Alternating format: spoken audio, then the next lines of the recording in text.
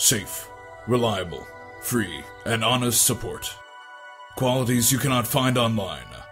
Until now. Introducing the next generation of online technology support. What technology malfunctions are troubling you? Let us know today on the all-new support forums at www.theapplepost.com.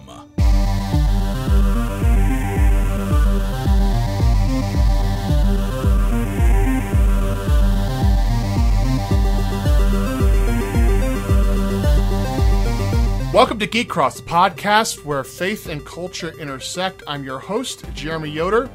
In each episode, we look at a topic related to pop culture or geekdom and have conversations that use science fiction, fantasy, movies, gaming, or comic books as a jumping-off point to talk about deeper issues and to wrestle with the big questions of life. My guest this episode is Robert Martin. Welcome, Robert. Well, hiya. How you doing? I'm good. How are you today? I'm good.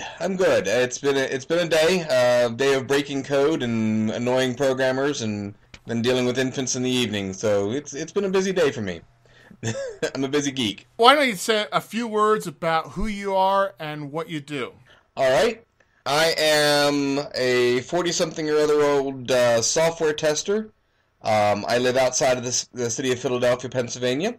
I have been in the computer industry in some form or fashion since I graduated college in 1995. Started as a customer service rep, did installation and training, and have been basically a software tester for the past 16 years.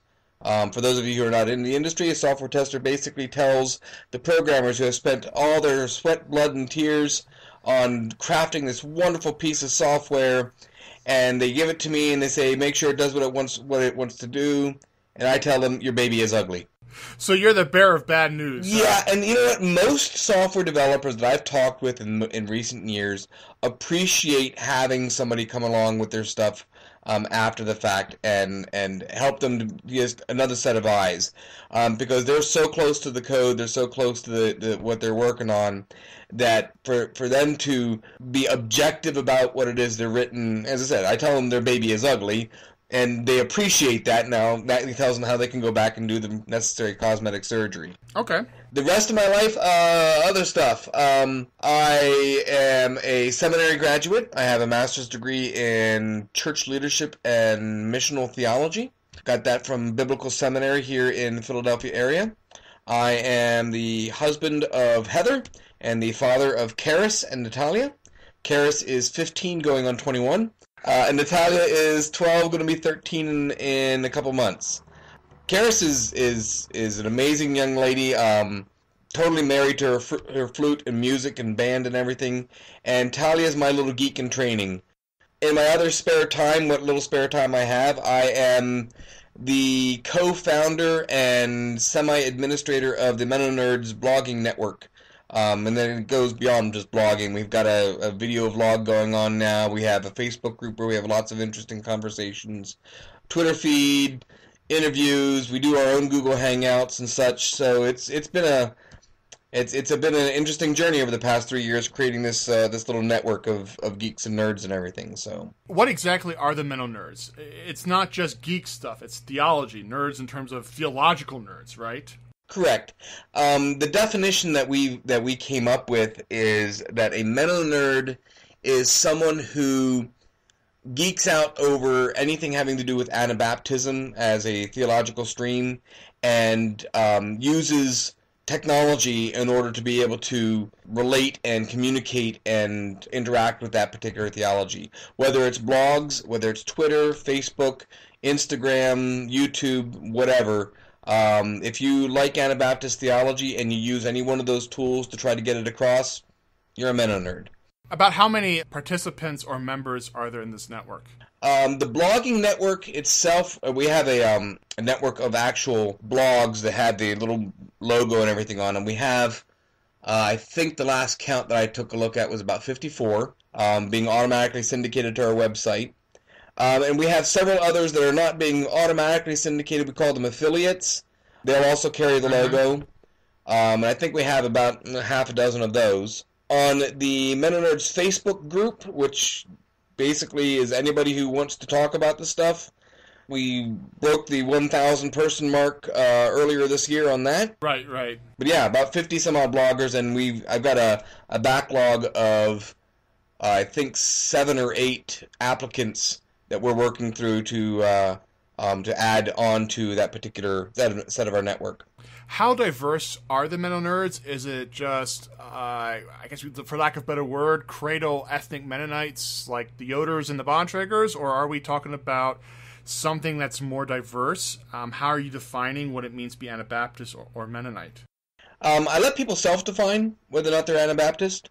For example, the guy who hosts the website itself, Ryan Robinson, comes from a United Church of Canada background, and he's currently an attendee member at the Meeting House, Bruxy Cavy's church up there in Canada. He goes to one of the house churches in the Kingston area, I think is where he said. He would not consider himself a cradle ethnic Mennonite, cradle ethnic Anabaptist. Found the Anabaptist stream later on in life, and basically came along with it. Another gentleman in our group, Tyler Tully, same deal. He comes from more of a Texas evangelical background, but again found Anabaptism. Ben Corey, the formerly Fundy blog, again, started out as very much a fundamentalist evangelical, gun-toting army guy, and now he's blogging as an Anabaptist. We have Drew Hart, who came out of the African American culture and church, and is aligned with us. And it just basically, it's the fairly diverse group. We've got folks from all over the place, and that actually is something that we're trying to be very intentional about. That we recognize that Anabaptism as a theological theme goes beyond just the ethnic groups that self-identify, but there's a lot of people. I think Tim Nafziger himself called it in a blog article on the official Mennonite publication, The Mennonite. Right. Anabaptist camp followers, I think, is the term for it. That makes it seem like they're more on the outer edges and outer fringes of things, but I think that's where, when you come to people trying to really find out what Anabaptism is about and digging into it, one of the things that we who are ethnically Mennonite and ethnically Anabaptist have a problem is sometimes we just take it for granted. Oh, I'm an Anabaptist because I was kind of born into the Anabaptist church and everything. These guys who are the quote-unquote camp followers deliberately chose this, and so from that deliberate intentional perspective, they come with it a fresh set of eyes and even recover some of the things that we ethnic Mennonites may have lost in the process.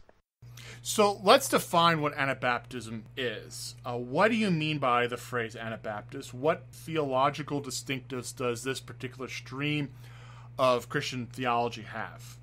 Everyone who's a Christian will call themselves a Jesus follower, so we really can't identify it like that. Anabaptists, I think, though, take it to a more extreme radical end, that to be a Jesus follower is very much a full-on whole life style of thing. Basically, our job, we see, is to emulate Jesus in all things, in how we relate to other people, in how we relate to the world around us.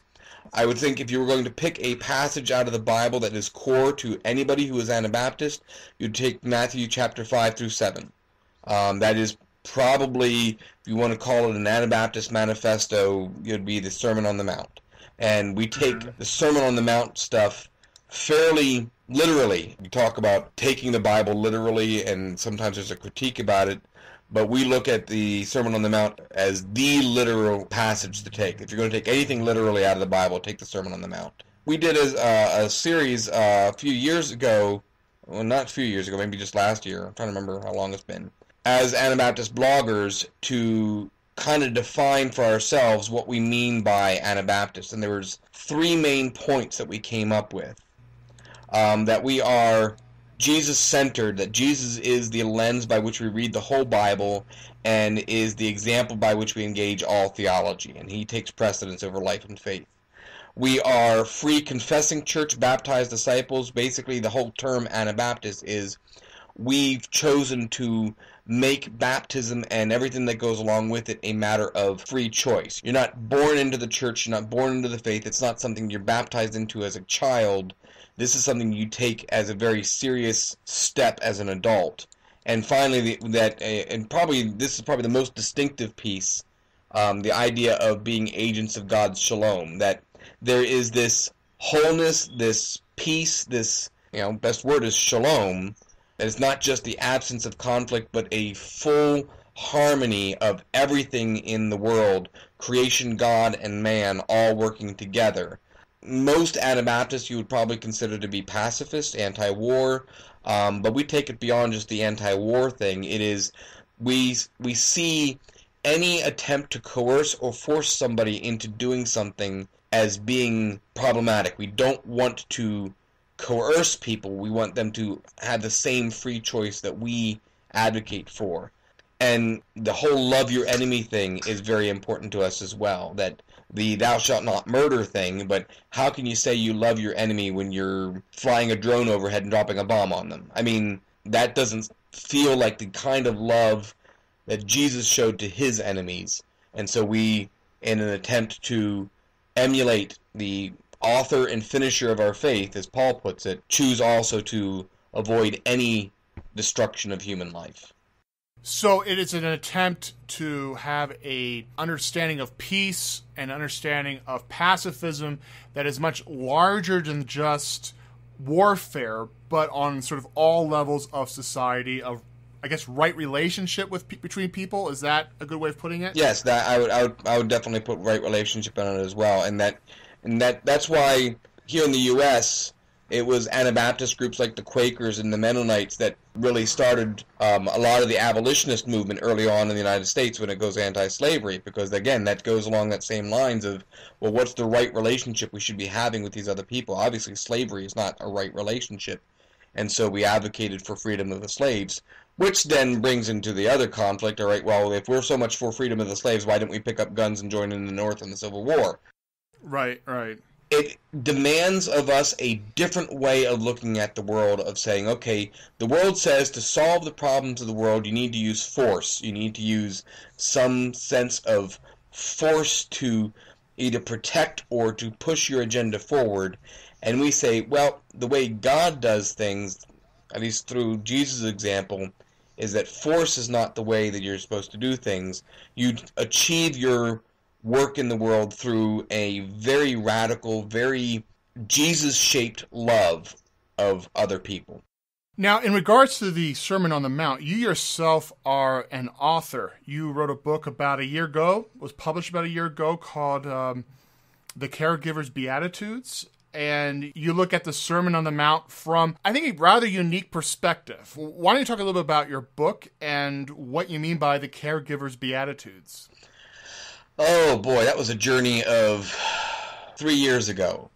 In some ways it feels like it's been 3 years, but then in other ways it's like, oh my goodness, it was only 3 years. My wife was diagnosed with breast cancer 3 years ago. In fact, right about this time, August-ish of 2012. I am a geek, a nerd. I am not necessarily always in touch with my emotions and feelings all the time. I'm very much a logical kind of person, very reasonable, rational, to the point that I annoy my very emotional, artistic wife. When it comes to being a caregiver, that engages in a whole other set of skills that I felt very inadequate in, because I definitely needed to be more in touch with emotion, more in touch with compassion, doing a lot more listening and caring and a lot less trying to fix. Because especially when it comes to cancer, I can't fix it. That's way outside my skill set. So my wife has always been the caregiver in the house. She takes care of the kids, she takes care of the house, she takes care of me. And here we were entering into a period of time where her ability to do that was severely hampered through the various treatments that she underwent as she went through her cancer. So I needed to find some way of understanding what it means for me to be that kind of caregiver.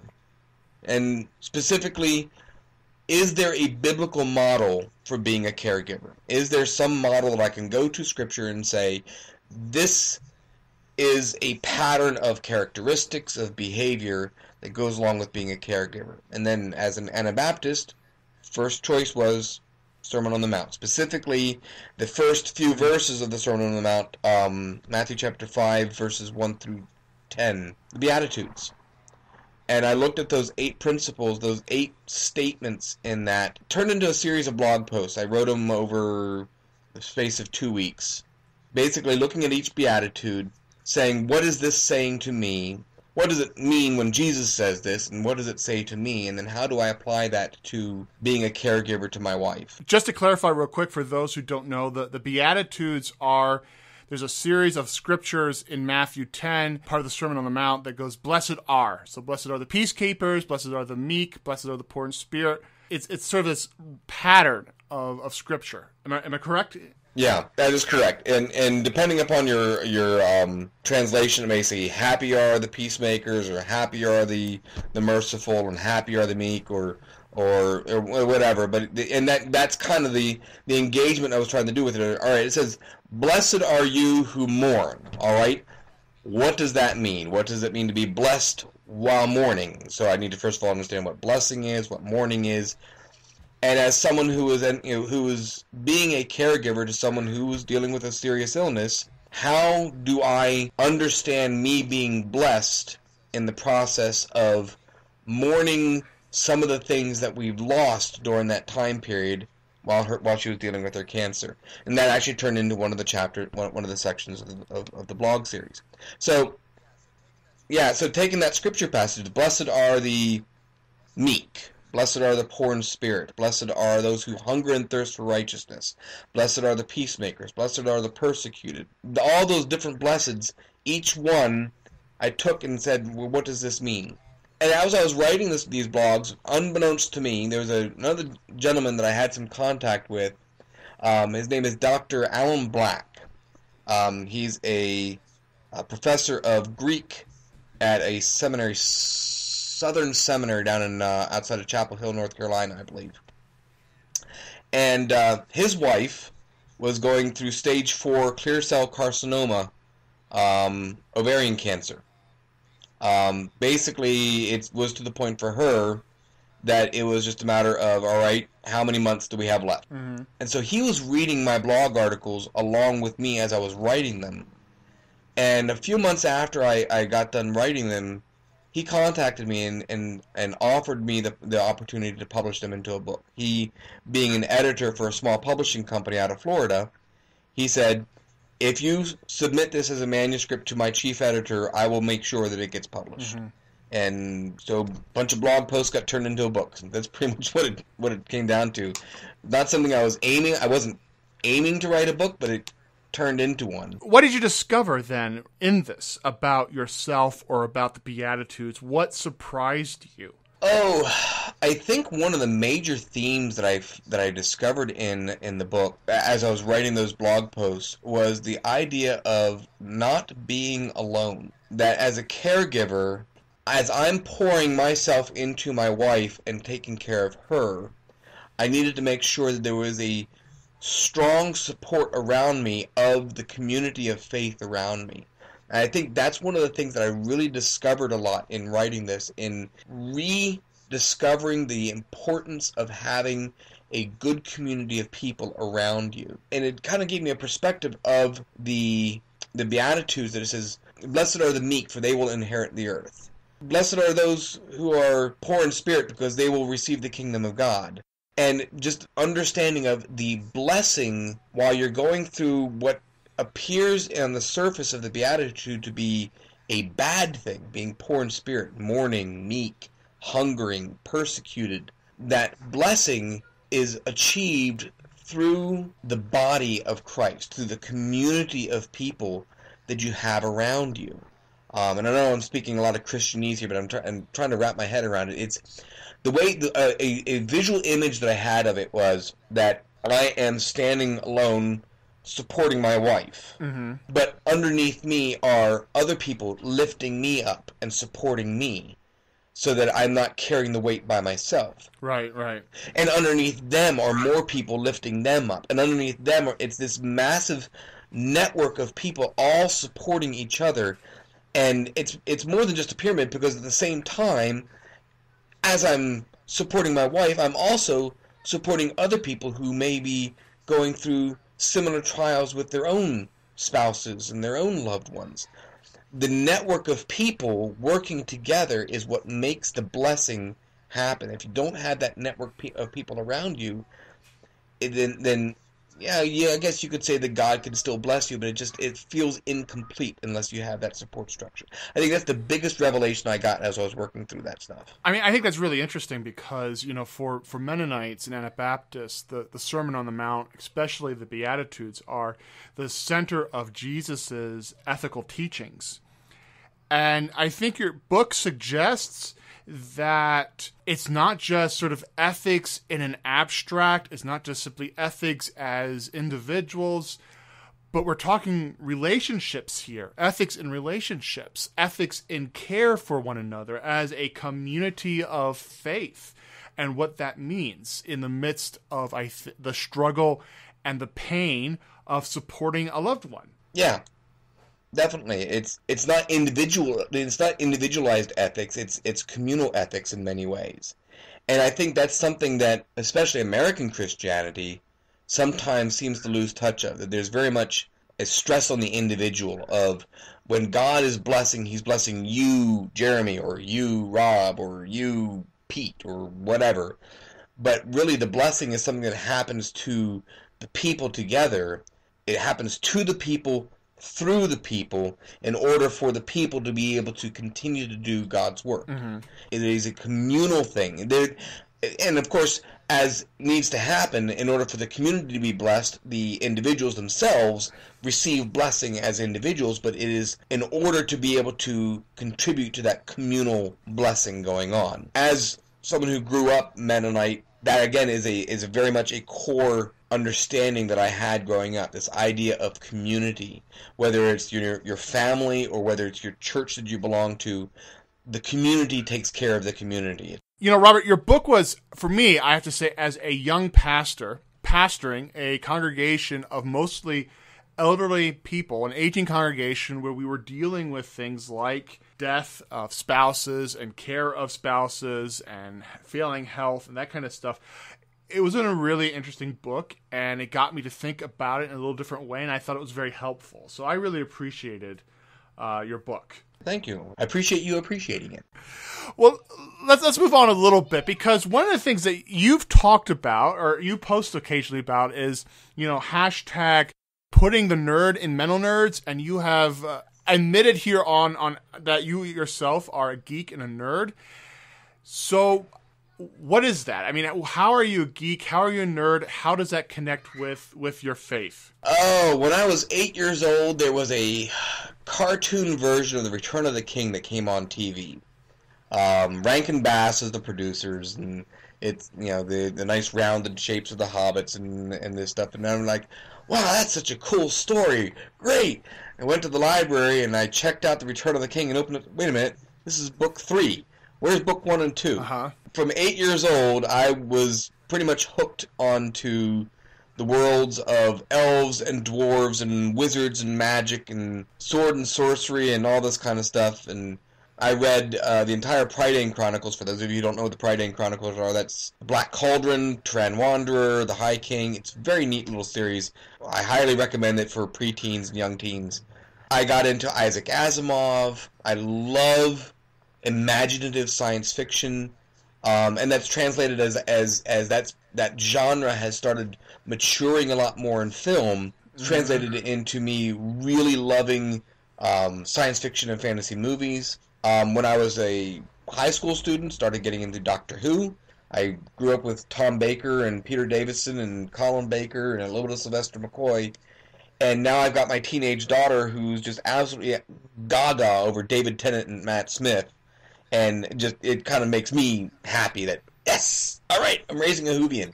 Mm-hmm. So I am, when it comes to being a nerd and a geek, that kind of genre of stuff, very much so. I also love playing computer games. I am an avid World of Warcraft player. I know that sounds really strange. A peacemaking Anabaptist playing a game called World of Warcraft. It's a little weird. But I love computer gaming. I love games that make me think, that make me puzzle things out. I love games that that play around with the idea of a fantasy world or a science fiction world. I'm not into the blood and gore combat games so much. No, Call of Duty or Assassin's Creed or anything like that. I just don't think I need that kind of thing quite so much. Where's the line for you on those kinds of games? When the game is all about the violence. What's the point of Grand Theft Auto? Well, it's basically, yeah. Yeah. And if the only thing the game has going for it is how much blood can you get splattered around the screen, not quite so much. I mean, not that long ago I played Left 4 Dead, the whole zombie shoot-'em-up game, but I've kind of left that behind too, because again, the whole point of the game is to be as violent as possible, and that just didn't feel right. So where do you see the connection between fairy, fantasy, Tolkien, and Christianity and theology? One of the things that's been really kind of a theme in conversation that I've had with people, because it's kind of a niche podcast, there's not a lot of this kind of conversation that goes on. The thing that I keep hearing is, like, nobody talks about this. Nobody does this. And yet I know, like yourself or myself, a number of people who are both into, let's say, Star Wars and into theology. There's something how it connects with us. So where do you see the connection between geek stuff and faith? Well, especially when it comes to fantasy and science fiction, I think there's a bigger connection there than in the gaming world quite so much. But with fantasy and science fiction, I take my cue from Tolkien. Great little essay. If you've never read it, I highly recommend reading it, on fairy stories. Tolkien just basically spends the essay justifying the need for the genre of fairy stories, what a fairy story is, and what it does for literature, and so on. And one of the things that he points out, and I think it's in the epilogue to the essay, as well as in the essay itself in some parts, is this idea of being a sub-creator, that Tolkien recognizes entirely that he is a created being, that there is a creator who created him. And as a created being made in the image of the creator, he himself has that creative impetus. And so when he is writing, he was creating other worlds, other people, other scenarios, but as a sub-creator, as an echo, an image of the creator. So just like the creator put some of his characteristics in the world that he created, when we as sub-creators make our own worlds, we put some of ourselves in those own worlds. So Tolkien was arguing that the act of fiction writing, of fantasy writing, of world building is analogous to the creation of the universe by God. Yes, and considering how much work Tolkien put into his worlds... Well, yeah. It took longer than 7 days, didn't it? Yeah, it did. It took a long time.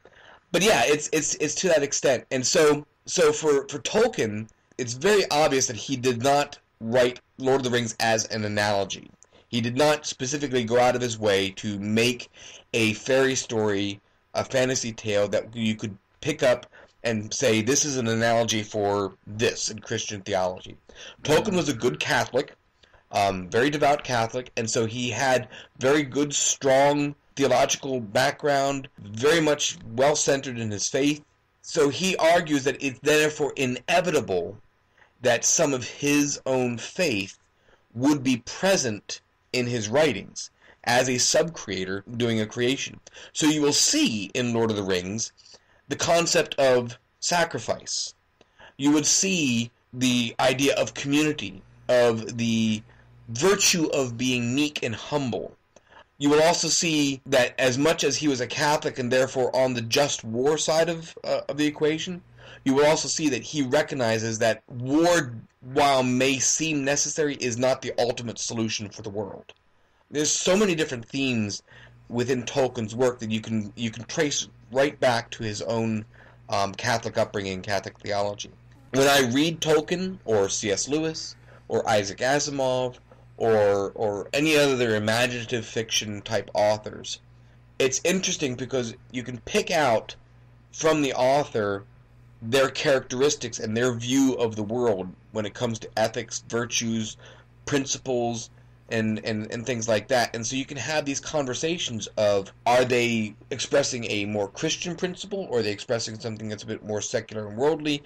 And you can converse with that kind of thing. And so I find engaging fantasy and science fiction genre to be a much more fulfilling way of engaging the stories of the world than through your standard drama of sorts. The creators of fantasy and science fiction are very deliberately creating something new, whereas someone who's doing something more of a genre of, like, let's just off the top of my head, Victor Hugo and Les Mis. Lots of good Christian themes in Les Mis, but it was very much more of a historical telling of stuff that was already happening. He was bringing out different pieces and everything like that. Whereas if you read C.S. Lewis's space trilogy, and especially something like That Hideous Strength or Paralandra, there's a lot more of a theological philosophy being embedded in it that comes out through that fantastical creation. So for me, merging theology with that fantasy geekness just feels natural. Jesus spoke in stories and parables to get stuff across, and I see fantasy and science fiction as being very much a genre that you can create parables in, that people can then pick out and identify these themes and these ideas. That seems very different in terms of literary art than saying, I'm going to go out and create a Christian novel. Lord of the Rings or Chronicles of Narnia, in that sense, are very different from, the Left Behind series, right? Which is sort of borrows from science fiction in order to create sort of this theological novel. What you seem to be describing is, you see these themes because they are part of the writer, but these writers are not intentionally going out and trying to write a didactic novel. Am I understanding that correctly? C.S. Lewis a little bit less so. He did have some motivation behind writing the Chronicles of Narnia and even the space trilogy, that he wanted to imbue a Christian theme into them. He and Tolkien had lots of arguments about the use of allegory in fiction. Tolkien hated allegory, and C.S. Lewis thought it was a perfectly okay thing. But yes, I've read enough quote-unquote Christian literature out there that sometimes it feels like when I pick up even the more imaginative authors like Frank Peretti and his This Present Darkness, sometimes it feels like I'm reading a sermon that has had a novel wrapped around it. Mm-hmm. And that just feels disingenuous. If you're going to write a sermon, write a sermon. If you're going to write a novel, write a novel. If you want to get a message across through your novel, just write the story, but be creative about the story. Don't spend... There's some chapters in Peretti's Darkness duology where he spends the whole chapter in a sermon diatribe. And I'm like, no, just don't. I don't need that. You can tell the story another way. And that's something else that really annoyed me about the Left Behind series. I mean, it's good imaginative fiction. I may disagree with the dispensationalist theology behind it, but it was good imaginative fiction. But then they'd break down and spend half a chapter to 2 chapters on biblical exegesis and interpretation and sermonizing. I'm like, no, get back to the story. What happened? Tell me more about what's going on around them and how they're dealing with it. Stop sermonizing it. I mean, I think that's a temptation often with literature that's written to make a certain kind of point, whether it's a theological point or a political point. For example, Upton Sinclair's The Jungle is a novel that is very didactic, and parts of it are, in fact, terrible. It's not actually a very good novel at all because it wears its politics on its sleeve, and the story serves the political argument rather than the politics serving the story. Whereas if you take a look at George Orwell's 1984, that was also a very political novel, but he didn't spend half the novel sermonizing. He was able to get his point across of a highly intrusive, controlling government, controlling all media, controlling all thought and everything, through the character of I forget the main character's name in 1984 now. George Winston? Yeah, I think so. But yeah, that telling that through the eyes of the character and having him just experience the world, I felt that was a much better argument against the excesses of government than anything that someone could do in a political treatise of some sort. Now, again, Orwell did Animal Farm, which is very much an allegorical representation of the Bolshevik Revolution and Stalin and Lenin. Right. But even that, it was still told in a story. Unless you knew the history of the Bolshevik Revolution, you were just reading a story about pigs taking over a farm. Yeah. But George Orwell's way of writing 1984, I think, is, again, an example of how you can make imaginative fiction tell your story and get your message across without having to wrap a speech in the middle of it somewhere. You know, it felt more real in a way. It was much more genuine in feel. Mm-hmm. Yeah, I understand what you mean, and I think that's why a lot of Christian art and a lot contemporary Christian art is terrible. I think because it is didactic, it is mostly there to reinforce the theological view or the political view of its audience, and in that way, it's, I think, safe.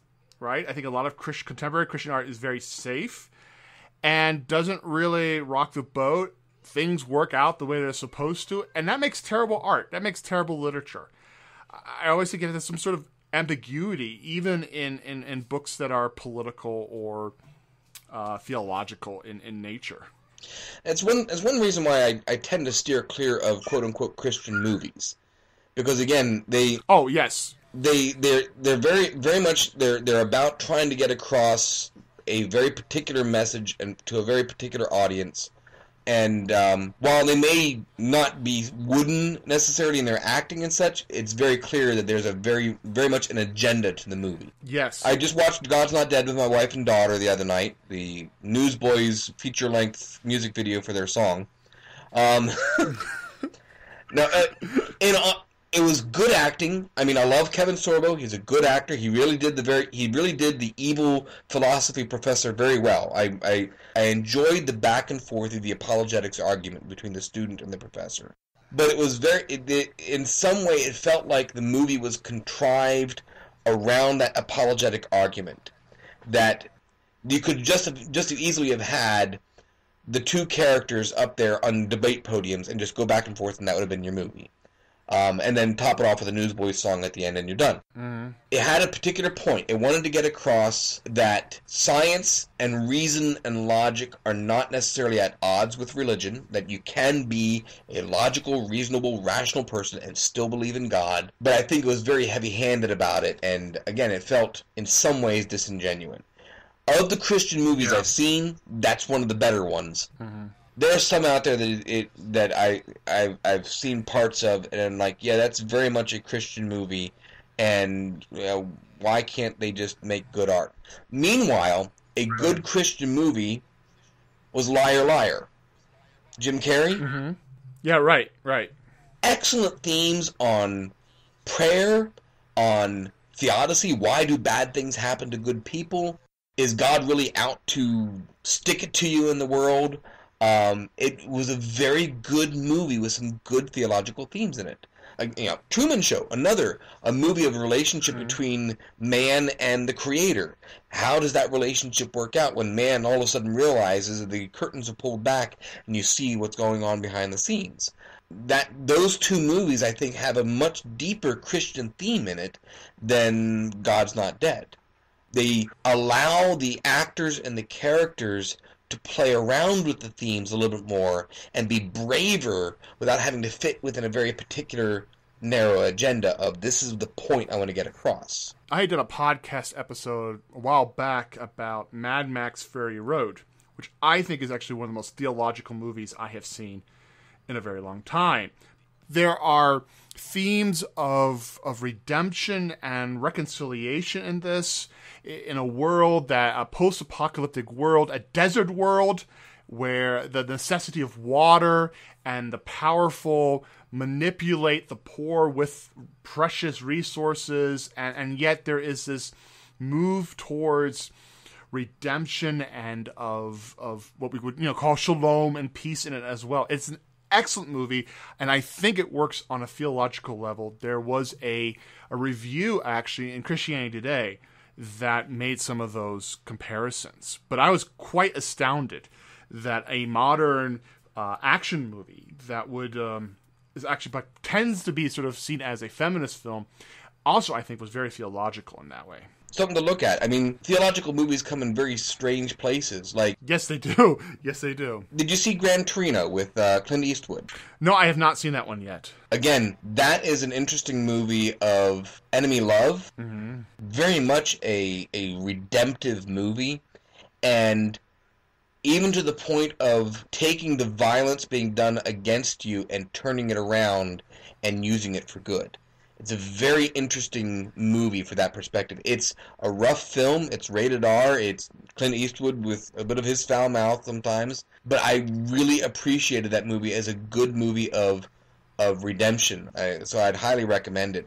So why do you think that films that are not intended to be Christian by people who don't identify themselves as Christian end up having some resonance with Christian theology or themes? Why does that connect? I think sometimes we Christians sell the world short in some ways, in that we assume that they don't have a desire for redemption or have a desire for seeing good done in the world or have a desire for justice or peace. And I think artists especially look at the world through that kind of eye, through that kind of lens, as to wanting to see a world made over better. The whole point of art sometimes is to either enhance something that's already beautiful or to expose something that's not beautiful to encourage people to be beautiful. Film is an art form, and so I don't think it's too out of the way to expect the artists in the film industry to want to have those kinds of themes present.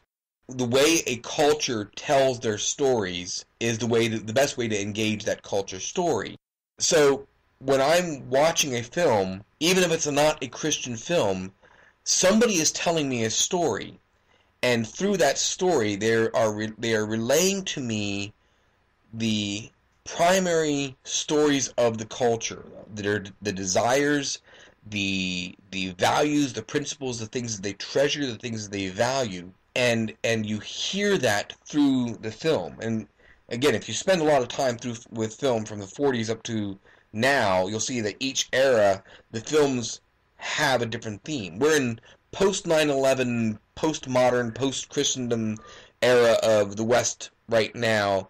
And what you're finding is, in films, people are looking for genuine humanity. Mm-hmm. The heroes are not squeaky clean heroes. I mean, even Iron Man and Captain America, as heroic as they are, they're not squeaky clean. There's still a dark edge to them. Right. And you see that more in films nowadays, that they're recognizing that human beings have dark sides to them, and that dark side can sometimes help enhance the light. So when a non-Christian film is expressing that part of the culture around us, and it seems to me that there's a desire in our culture to engage some of the themes that, if you look at Scripture, they're in there, but we're in the church not spending a whole lot of time with them. David and Bathsheba is a dark story, but we kind of glossed that one over. It's a story about forgiveness. No, it's not. It's a story about a human being who screwed up royally. And God said, you messed up, and having to figure out, all right, what's going to happen now? That's Hollywood. That's a Hollywood story right there. David and Bathsheba is an amazing Hollywood story, but it's an engagement of man and God and virtue and vice all mixed together, and you don't have to have a squeaky clean sermon in the middle of it. Tell the story and let the telling of the story get your message across. I am preaching a sermon series this summer on Genesis. And if you want to talk about story and you want to talk about bad things that happen and complexity, Genesis is it. What is interesting with Genesis 12, which is the call of Abram, God calls Abram to go leave his home in Mesopotamia and to go travel to Canaan, to take everything he owns, everything he knows, and to leave it in order to become the beginner, the originator, the ancestor of a new nation, of a people of God. And what happens at the end of chapter 12? They leave, they go to Canaan, they discover not a land of milk and honey, but a famine.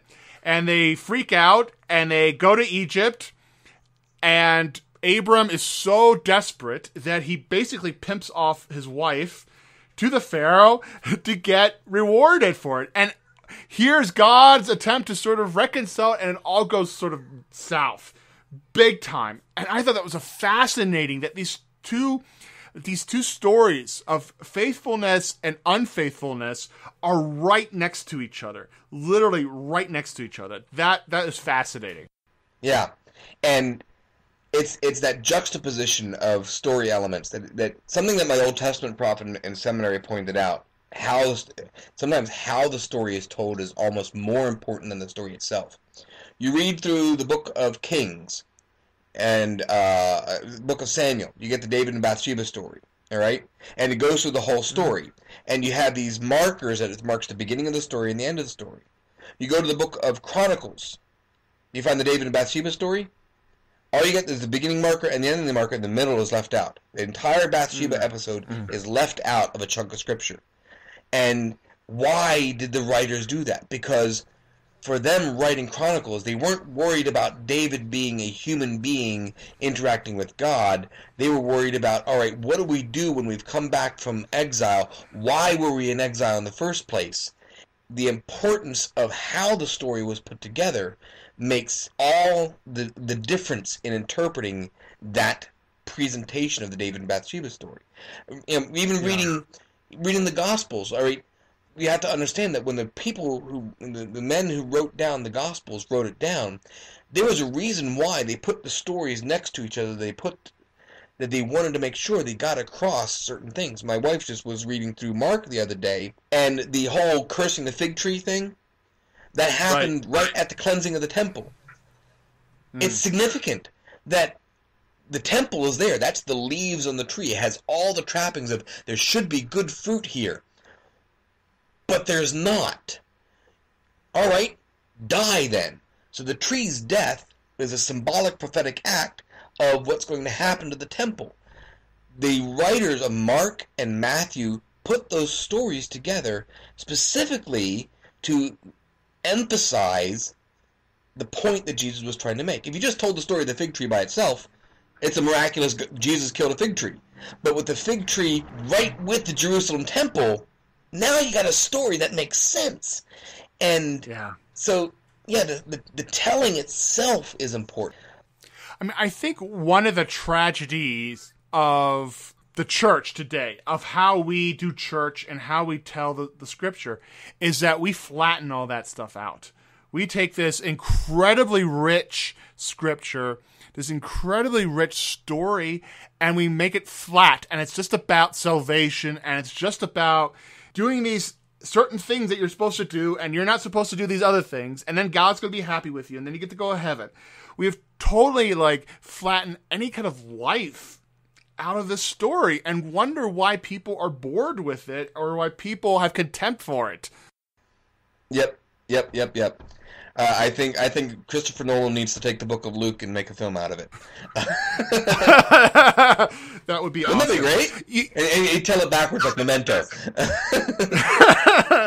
So one of the things that, this is interesting having this conversation as Mennonites is that, I certainly come from a conservative Mennonite conference family background and an Amish background where culture was viewed with suspicion, especially popular culture.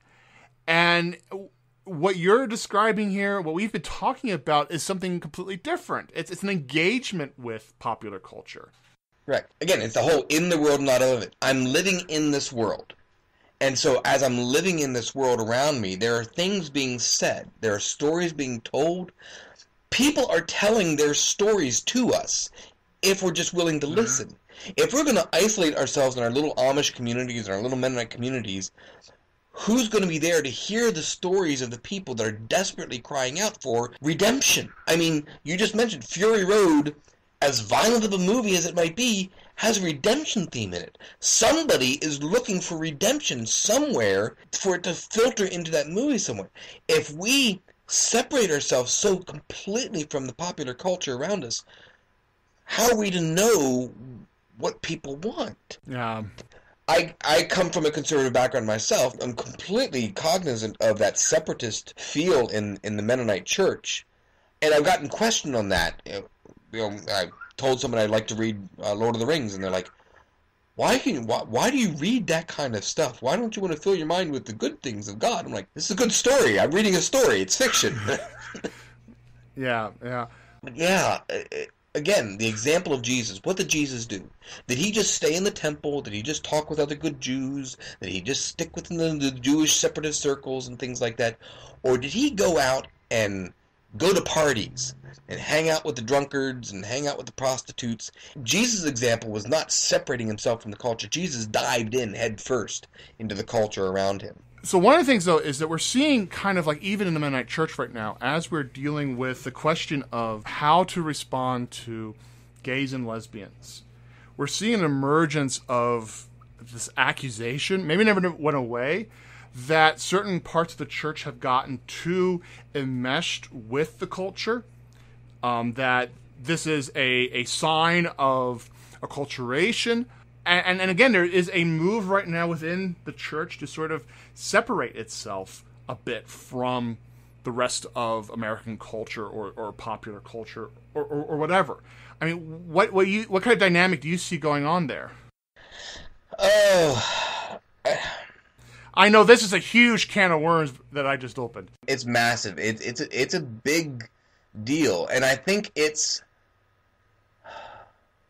there is an element of fear built into the desire to separate from the culture, in that if you get too close to the culture, then you will lose the salinity of the faith. You know, the whole idea of being salt of the earth. If you get too involved in the culture, then you lose your saltiness. You're not different enough. You're not flavorful enough. You're not a seasoning. You just become part of the soup around you. Right. There's a fear that if you get too close to the culture, that you lose that saltiness. And so on one side of the conversation, that is a fear that's there.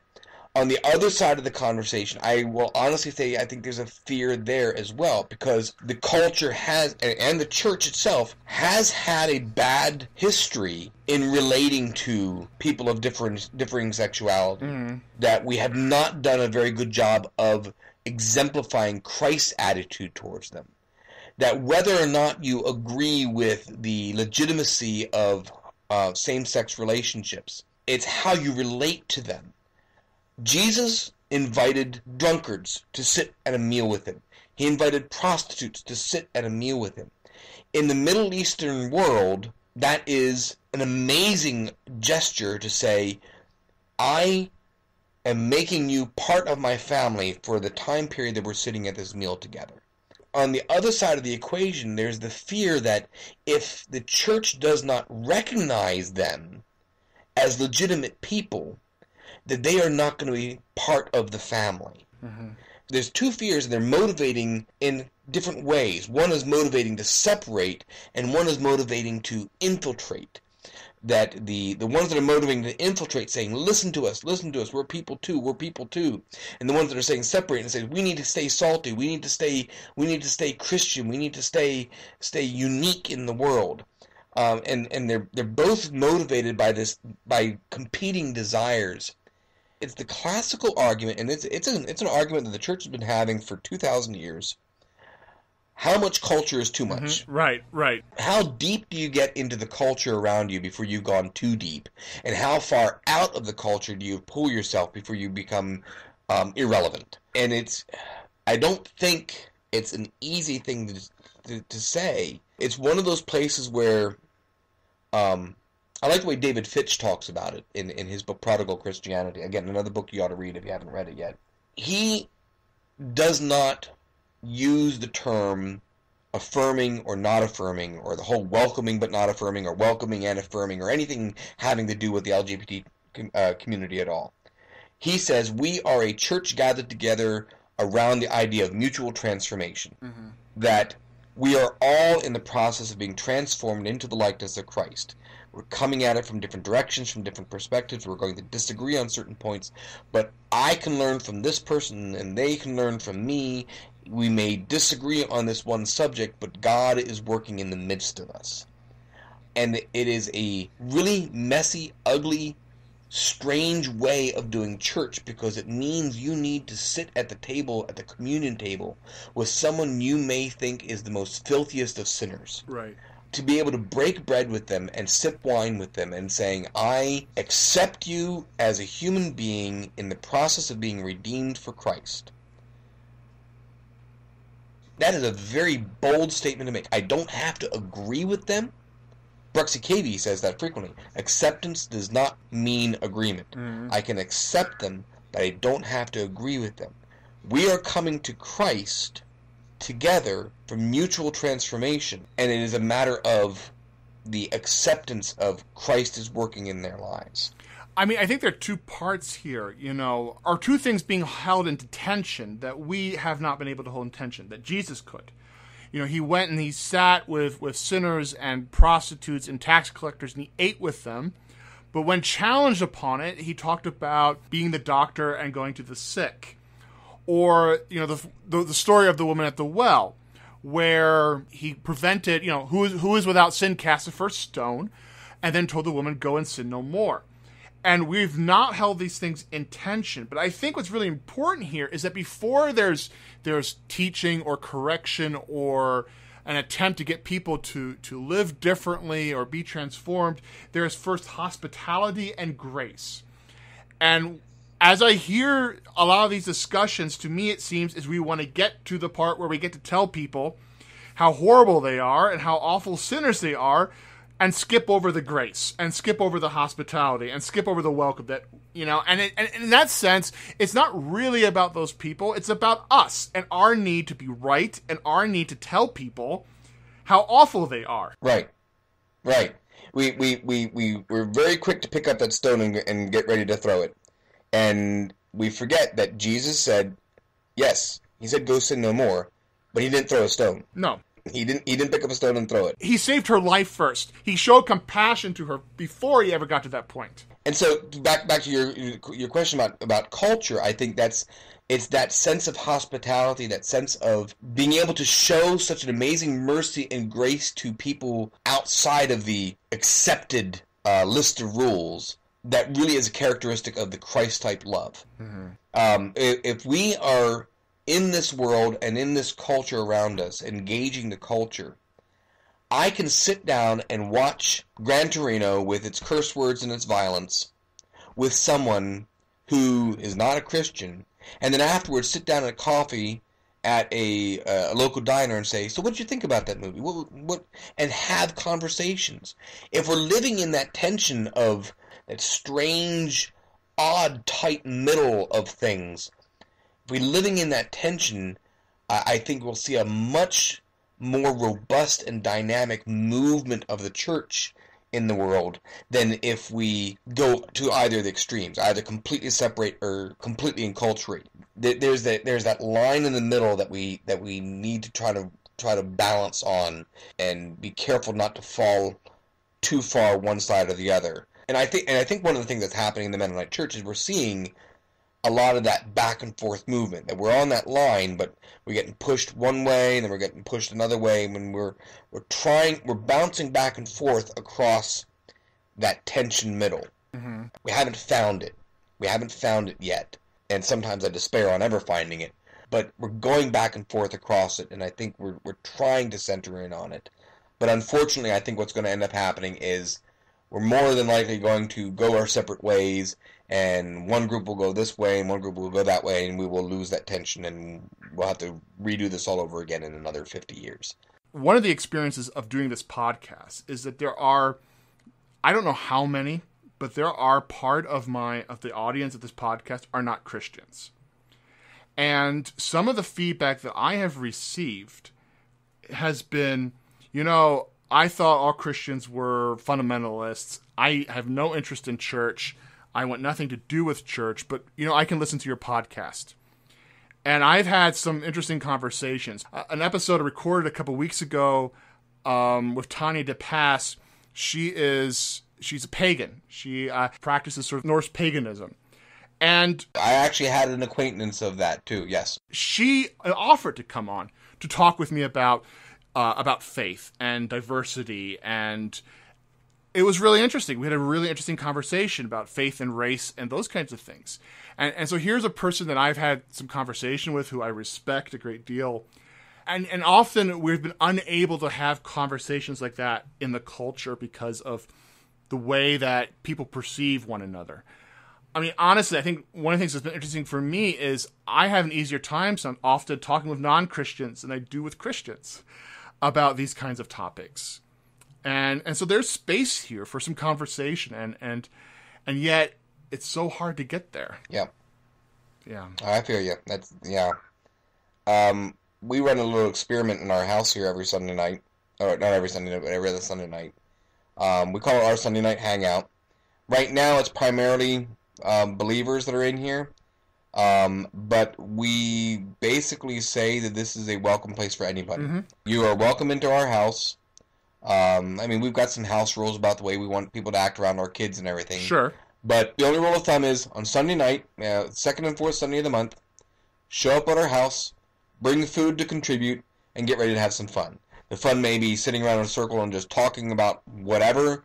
It may be playing games.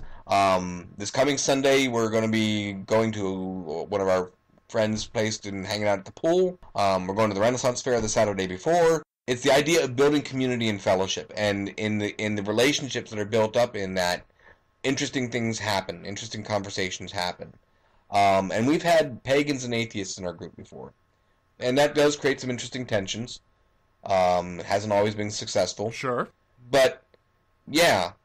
And I think that's the problem where becoming too separate from the culture makes things worse. Because, as you said, if they don't have any engagement with Christians, like us nerds and geeks who like to watch Fury Road, then their only perception of Christianity is the Duggar family. And look how good they're turning out. Right. Or Duck Dynasty. That's the only perception they have of Christianity. Well, yeah, of course they're going to be turned off of it. But if they can sit down with you and me and have a confab about whether or not Gandalf meant for them to actually go and find the eagles to fly to Mordor after he fell off the bridge of Khazad-dûm, well, that's a great conversation to have. And I don't care whether you're Christian, pagan, or atheist. Let's talk about Gandalf and eagles and hobbits and such. So, and in those conversations, you build the relationships, and you can start talking about things. And you can even start demonstrating, like, oh, you're moving to a new apartment. Well, you know what? I'm free that weekend. Let me help you move in. And all of a sudden, wait a minute, why are you doing this to us? Why are you being so nice to us? You don't have to do this. No, I don't have to do this, but you're a friend. I love you as a friend. I'm giving up my time to help you. And these kind of demonstrations of community, I think those things speak a heck of a lot louder to the world than any sermon, any Christian novel, any Christian movie, any Christian song will ever do. If we're actually doing the work and not just talking about it, I think that will make a much bigger impression on the world than anything else. I mean, I think what you're describing here is a practice of friendship, of just befriending people without an agenda necessarily to, I'm going to be friends. You know, I hate the term friendship evangelism, right? We're going to become friends to make you Christians. There's an ulterior motive. I'm going to be friends with you for the explicit purpose of converting you to Christianity. And it doesn't work. They pick up on that. They know when that's happening. Yeah, you can see it coming a mile away, right? But just being friends with people and enjoying people, that's a practice that's so needed. And I think we live in a society where it's becoming harder and harder for people to be friends. In some way, the technology, which connects us in ways that are astounding, also separates us and divides us and ghettoizes us to the point where we don't make friends with people who are different from us, who believe differently or look differently or whatever. And there's something being lost there. And I think that's something that we need to work at recovering. Yeah. I love technology and social media and stuff like that. Obviously, I mean, the whole MennoNerds network and such. But there's a danger in that you can very easily put yourself into an echo chamber when you find the right group or the right Twitter feed, or even Twitter, you can select the people you want to listen to and the people you want to follow. So if someone is constantly tweeting things that you disagree with, you can just block them, and you don't have to ever hear what they have to say ever again. Facebook is the same way. You can choose who you're friends with and who you're actually seeing showing up in your news feed. So you can build for yourself your own little echo chamber of people who think alike. And then in those little echo chambers, you start talking about the people in the other echo chambers, and you say, well, they over there are like this, and they over here are like that, and you start stereotyping, and you keep on building these separate, you build those walls up more. And one of the things I've tried to do, and again, I'm not very good at it, is be intentional about making sure that whenever I am engaging in social media or blogs or such like that, being very intentional about seeking out voices with whom I have the high potential of disagreeing with. Right. First of all, it informs me more that they may say something that I agree with, and I'm like, I never thought about it that way. But it also allows me to be able to hear what they're saying and better humanize the other. I may still disagree with them, but I no longer see them as the nefarious other group over there out to destroy humanity, but they are actually other human beings wrestling with problems themselves. If you start engaging a broader spectrum, you start feeling that there's people around you instead of just random voices speaking. Yeah, and I think geek culture, geek culture's got two sides to it. It's got a side to it that's actually quite toxic, and, the Gamergate and sort of harassment on the internet and all that kind of stuff. But on the other side of it, on the other hand, there are fandoms that are incredibly welcoming, and people who are forming communities centered around some sort of science fiction or fantasy property. People who dress up as Klingons or as, Trekkies, and there's this inclusiveness that people who don't fit in anywhere else in society find within geekdom a place to belong. And I think there's a model there for us in terms of, what would it be like to have church that was inclusive in the sense that everybody could sort of find a place to be here, rather than, a church that sort of seeks to separate us and divide us and put us above other people and that kind of stuff. There's a model of church that I was introduced to a few years ago that's kind of stuck in my head, and part of our Sunday night hangout is kind of working off of this idea. The traditional model of church is that you have a pasture full of cows and you build a fence around it. And that fence is designed to keep the cows in a certain space. They can wander around as much as they want to within that space, but they stay within the side of the fence. And if another cow wants to get in there, they have to go through the gate to get through the fence to get into the middle of there. That's essentially the way churches typically run. You have a certain set of rules, a certain set of behaviors and culture that, as long as you fit within these boundaries, you fit within this church. Right. That's East Coast cattle farming. You go to Wyoming and you go to Montana. You don't have fenced-in pastures. Southeastern Colorado, where I live, is that way too, yes. You have wide-open ranges, and where do the cattle go? The cattle goes to the water hole, and they don't need the fence to protect them. They have the herd to protect them. They don't need to have the fence of rules to decide who can come in and out. You come to the watering hole. If you're coming to the watering hole and you're a cow, well then, welcome to the watering hole. They don't make any kind of separations on that. And so a model of church built on that is Jesus is the watering hole. People are going to come around Jesus. Let's make Jesus, as you said, geekdom cult. All right, people are gathering around Doctor Who. Fine, all right, they gather around. Let's get people to gather around Jesus. Right. I don't care. There's a lot of other theological stuff that could be going on around them.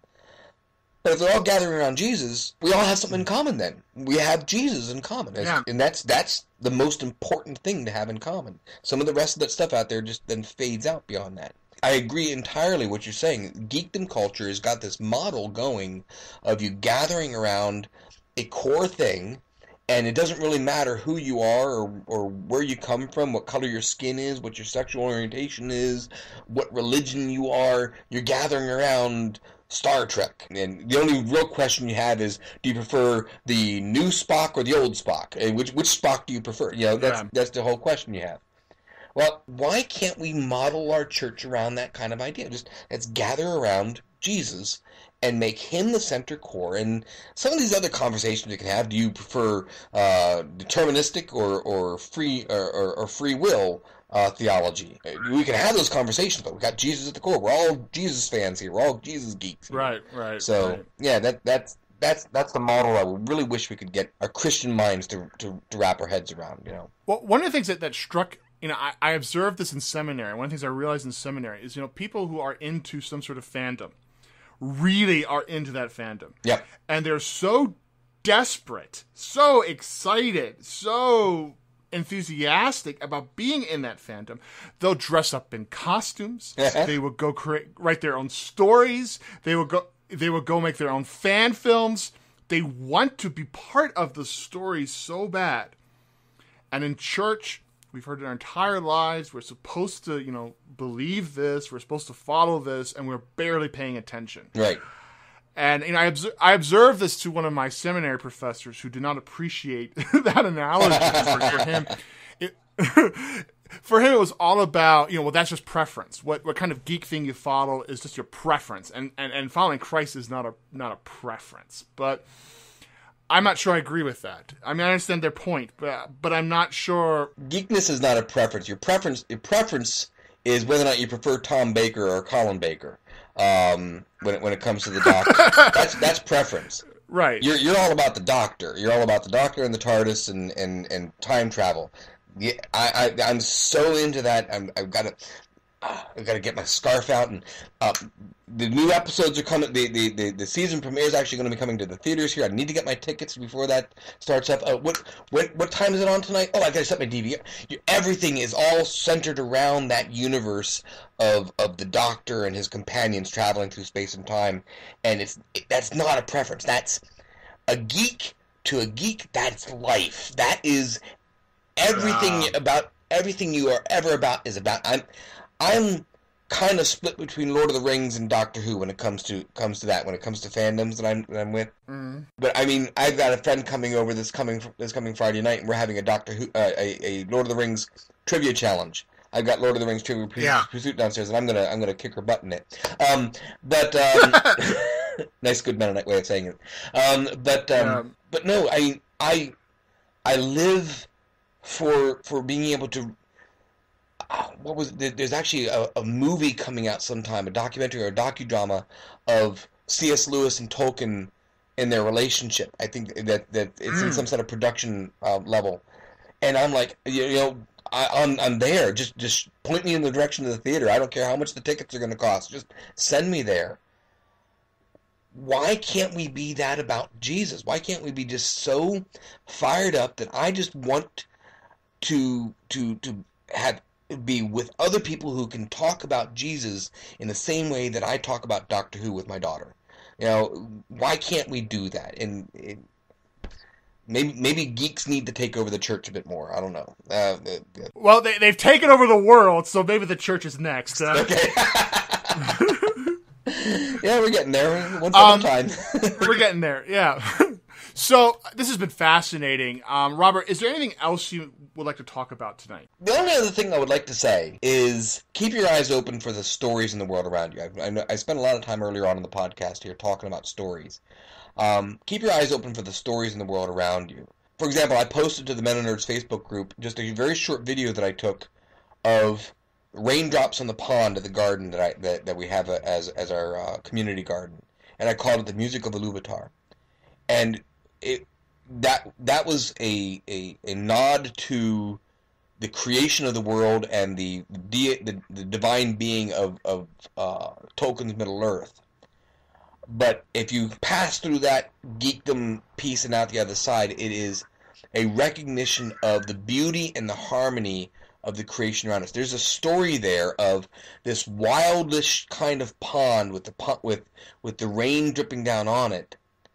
There's a story there, and to keep your eyes open for those kinds of stories. I mean, it may not be something as natural as water on a pond. It may be commuting from here to my job in Radnor, 45-minute drive away, looking to the car next to me and seeing someone wiping tears out of their eyes for whatever reason. makes me wonder, or what story's going on there? There's stories going on all around us all the time. And I think one of our callings as Christians in this world is there's all these other stories going on. Where is the intersection of our story with theirs? Where can those storylines cross so that either they can merge together or redirect each other in different directions? Interact with the stories of the world around you and make them come alive in you so that you can bring that living story of Jesus to engage in the rest of the world. If there's a theological point that I try to center around, is that it's that story engagement of intersecting with the stories of the world. Well, Robert, I think that's a great place to end things on, a great note to end things on. Where can people find you out in the internet? My blog is on hiatus right now. I haven't written anything for almost a year. If they want to find me, it's Abnormal Anabaptist, all one word, at .wordpress.com. But I'm not putting anything really new right there. Where I'm most active online right now is in the MennoNerds Facebook group. It is technically a closed group, but pretty much that's just a matter of, that way we don't just have spammers coming in. Find MennoNerds Facebook group on Facebook and request to join. You can join in. I'm there. I'm on Twitter, Tristan Ogre, TRISTAANOGRE. That's my Twitter handle. Basically, anywhere where you see the MennoNerds logo, you'll find me fluttering around the edges somewhere. What I'm most engaged with right now is a YouTube vlog series. It's many of the MennoNerds bloggers. We're doing little 4-minute videos, carrying on a vlog series out there of such. So if you want to hear some of the latest stuff that I have to say and things that I'm talking about, that's probably the best place to find me, on YouTube on the MennoNerds channel.